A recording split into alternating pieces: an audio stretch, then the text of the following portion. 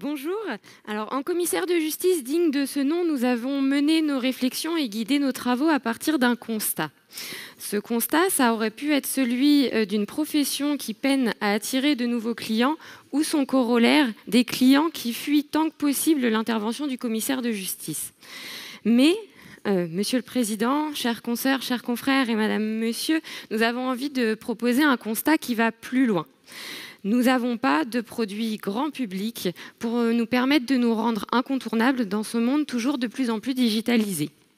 Voici l'équation qui était donc posée. Mais puisqu'aujourd'hui nous en sommes à la restitution, vous allez avoir l'opportunité d'avoir la solution présentée dans la vidéo qui va suivre. Mais avant de la visionner, rappelez-vous que pour qu'un produit fonctionne, il doit répondre aux attentes du client et non pas du professionnel. Demandez-vous ce que vous faites, vous personnellement, quand vous allez chercher un produit ou un service sur Internet. Bref, visionnez plutôt cette vidéo non pas avec vos yeux de commissaire de justice, mais bien avec vos yeux de consommateur. Dans un monde toujours de plus en plus digitalisé, où les services publics sont présents partout sur le web, comment imaginer que l'offre du commissaire de justice, munie d'une délégation de services publics, soit absente du monde 2.0 ? Afin d'y remédier, nous vous invitons à entrer dans la Comisphère, une interface 100% digitale et responsive, accessible depuis son canapé, gérée par la communauté et au profit de toute la communauté des commissaires de justice, en laissant la possibilité aux clients de choisir nos services et son professionnel qualifié, ou en se laissant guider.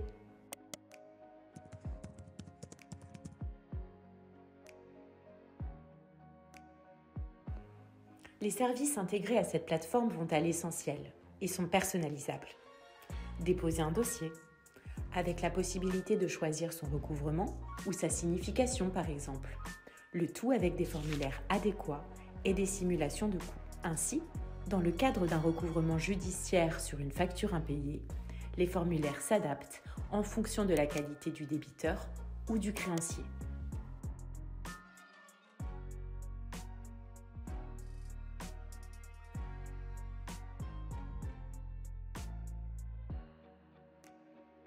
Faire réaliser un constat, une intelligence artificielle capable de mettre en relation client et commissaire de justice.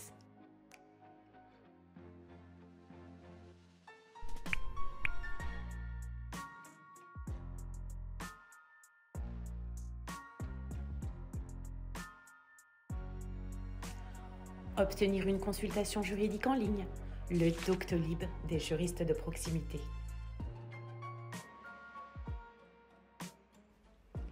Consigner des fonds, parce qu'on est trop souvent confronté dans notre pratique à des entreprises malhonnêtes qui encaissent des arts mais ne fournissent pas la marchandise ou abandonnent le chantier. Pourtant, une consignation serait si facile et déclinable.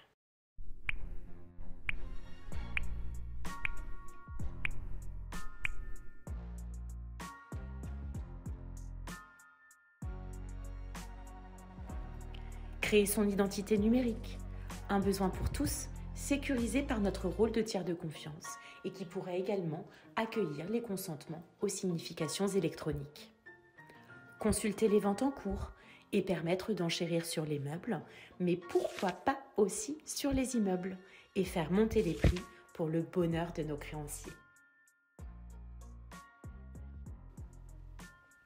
Sans oublier les informations générales sur le commissaire de justice, sa formation, son statut ou son tarif.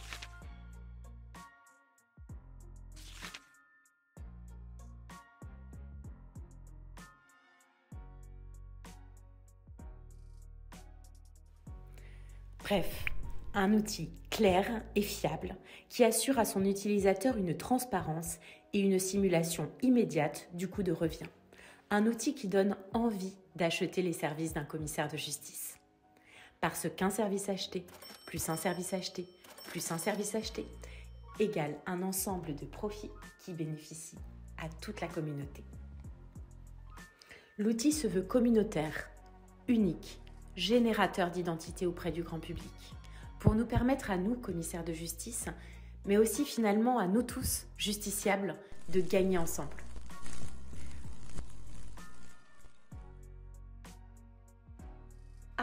nous allions oublier.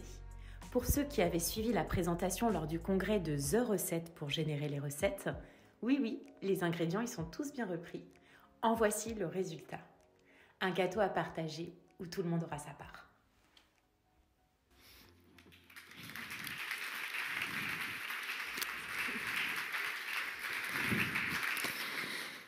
Alors donc pour résoudre cette équation sans faire appel à un ami docteur en informatique, nous avons suivi une feuille de route ou une recette comme rappelé lors du congrès où je vous rappelle les ingrédients. Il y a eu d'abord l'observation des plateformes déjà existantes mais également et surtout des grandes tendances sociétales.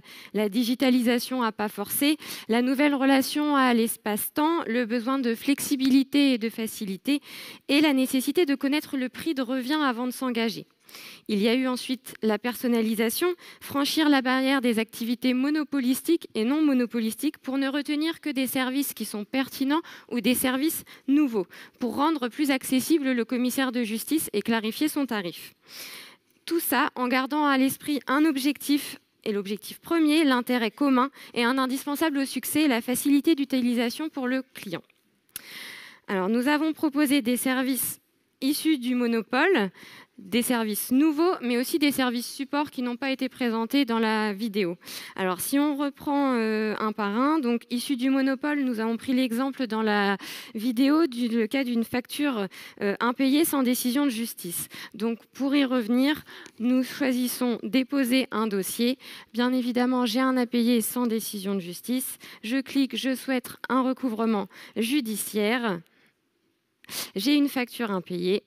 Et donc là, on choisit entre un particulier ou un professionnel. L'idée, c'est vraiment que les formulaires peuvent s'adapter en fonction des choix à chaque fois réalisés par la personne qui souhaite acheter un service d'un commissaire de justice. Donc, pour notre présentation, nous avons choisi d'être un professionnel. Là, il a la possibilité soit de passer par la procédure pour obtenir une facture exécutoire ou alors de remplir son formulaire directement. Et donc, on a les mentions qui sont pour nous habituelles et dont on a besoin pour engager notre dossier. Et la partie poursuivie, on avait choisi aussi un professionnel, donc le nouveau formulaire à remplir. Et puis, on peut déposer les pièces, donc ici une facture, un devis, une relance et une intelligence artificielle qui programme directement le montant d'une provision à régler. Pour un service nouveau, on a pensé donc à la consignation. L'idée, c'est que, comme présenté dans la vidéo, c'est que ça nous arrive souvent, nous, qu'on soit appelés sur des abandons de chantier où des personnes payent des marchandises qui finalement, en fait, n'ont jamais servi pour leur chantier. Ils ne sont jamais arrivés jusqu'à même leur chantier. Donc, l'idée, c'était que, en proposant une évolution législative et en rendant obligatoire le passage sur une consignation via un commissaire de justice, par exemple, sur des entreprises qui sont nouvellement créées avec des codes NAF bien déterminés, qu'on puisse intervenir pour éviter justement ces sociétés qui s'ouvrent, font de la trésorerie avec les arts des co-contractants et qui après finissent par fermer et partir en liquidation judiciaire. Et nous, nos pauvres créanciers, ont bien du mal à récupérer les fonds. Donc là, ici, nous proposons donc de consigner. Et là, je fais un aparté, c'est que sur notre plateforme, on pourra choisir donc le commissaire de justice soit pour sa proximité, soit pour sa spécialisation, ou soit via l'annuaire national que nous connaissons déjà tous. Donc par la proximité, on pourra se géolocaliser avec un panel donc de commissaires de justice qui sera proposé. Et donc, sinon, on pourra toujours avoir cet annuaire qu'on connaît. L'idée, donc, c'est qu'on dépose le devis signé, que le commissaire de justice informe le co-contractant de la consignation obligatoire, que les arts soient versés donc, chez le commissaire de justice, que après le commissaire de justice récupère le justificatif de la commande, que le commissaire partenaire paye le fournisseur et qu'enfin la marchandise soit livrée sur le bon chantier. Bien évidemment, pour cette plateforme, on pourra s'identifier, et c'est impératif via France Connect, que vous connaissez déjà tous. Nous avons... ah oui, j'ai oublié. Au niveau des services nouveaux, il y a aussi l'identité numérique. Donc là, on pourra effectivement choisir de consentir à la signification électronique, mais aussi de certifier son identité numérique. Je ne veux pas trop anticiper sur le groupe qui passera cet après-midi sur le relais du e-commerce, car ils vont faire une proposition à ce sujet. Mais vous en comprendrez bien l'idée, c'est qu'ici, on puisse prendre rendez-vous avec un commissaire de justice pour certifier son identité. Les services supports qui ont été envisagés sont un accès pour le demandeur et un accès pour le défendeur. Pour le demandeur, il aura la possibilité de consulter les dossiers qui ont été précédemment confiés, de répondre aux sollicitations d'instruction et de verser une provision. Pour le débiteur, il pourra payer avec des moyens de paiement révolutionnaires, qui existent déjà mais que nous ne prenons pas encore, comme PayPal. Et il pourra éventuellement autoriser directement la saisie sur son salaire ou alors faciliter la vente amiable de ses biens pour régler son dossier. Et on pourrait aussi envisager un partenariat, pourquoi pas, avec les plateformes de type Vinted qui permettent en fait de cumuler une somme d'argent sur des cagnottes qui pourraient être affectées au règlement d'une dette. Grâce à un outil mutualisé, chaque service offrira une visibilité à un autre. Alors, je n'ai pas non plus parlé au niveau de la facturation, mais on pourrait aussi envisager des passerelles et des ponts avec les sites de facturation électronique sur lesquels on déposera donc la facture et au bout d'un délai de traitement, si cette facture-là n'est pas payée, qu'elle puisse directement passer et arriver sur cette plateforme de la Comisphère pour le recouvrement. Alors, les prérequis pour cette résolution de l'équation sont une gestion qui serait assurée par la Chambre nationale au sein, par exemple, à l'image d'infogreffe d'un GIE. Mais ce qui est important, c'est que la Chambre devra avoir une équipe dédiée, notamment pour assurer la maintenance et les éventuelles réclamations. Il nous faudra un référencement optimal. Il est à ce jour inconcevable que quand nous tapions recouvrement ou impayé sur Internet, il n'y ait aucun site mené par la Chambre nationale qui ressorte dans les tops des recherches.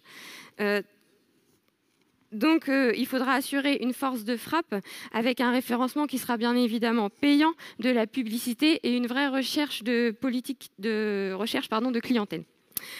Il faudra déterminer un produit d'appel qui pourra être soit la facture exécutoire, soit certifier son identité numérique.